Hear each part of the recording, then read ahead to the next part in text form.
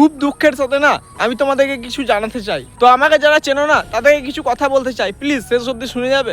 বোলপুরবাসী vlog বলে আমার এই পেজটা ছিল, যেখানে 1 লাখের ওপর ফলোয়ার্স ছিল, আর ফেসবুকেও 1 লাখ ওপর ফলোয়ার্স ছিল। আজ 20-22 দিন ধরে আমি কোনো ভিডিওই ছাড়তে পারিনি এই বোলপুরবাসী ভ্লগে।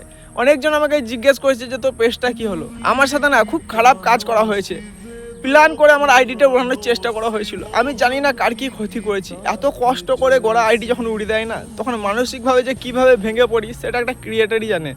আমি জানি আমার এই নতুন আইডি থেকে কোনো ভিউজ যাবে না, কারো কাছে পৌঁছাবে না। তো তোমাদের মধ্যে থেকে যদি 1-2 দেখে থাকো না, এই ভিডিওগুলো ভাই শেয়ার করো, যাতে মানুষ জানতে পারে আমার পেজ উড়ে গেছে আর নতুন করে আমি কিছু শুরু করেছি। তো এত বড় একটা পেজকে হিংসা করে উড়িয়ে দিল, এটাই ঠিক বলো? তো এতদিন ধরে আমাকে যারা চেনো তারা যদি একটু হলেও আমাকে ভালোবেসে থাকো না, তাহলে এই চ্যানেলটা একটু সাপোর্ট করে দিও আর সবাইকে জানিয়ে দিও, শেয়ার করে ভিডিওগুলো। যে বা যারা আমার বিরুদ্ধে এরকম মিথ্যা মামলা করে আমার আইডিটা উড়িয়েছে, তাদের সব তথ্যই আমার কাছে আছে, আমি ঠিক তাদেরকে পরে দেখে নেবো। আর সেই চেনা পরিচিত বোলপুরবাসী ভ্লগের রোহিতকে তোমরা যেরকম দেখেছিলে ঠিক সেভাবেই আমি কাম ব্যাক মারবো। তো আমি 0 থেকে শুরু করে কোটি মানুষের ভালোবাসা অর্জন করেছিলাম, আবার আজ থেকে আবার 0 থেকে শুরু করলাম, আর আমি কাম ব্যাক করেই ছাড়বো, কথা দিয়ে গেলাম।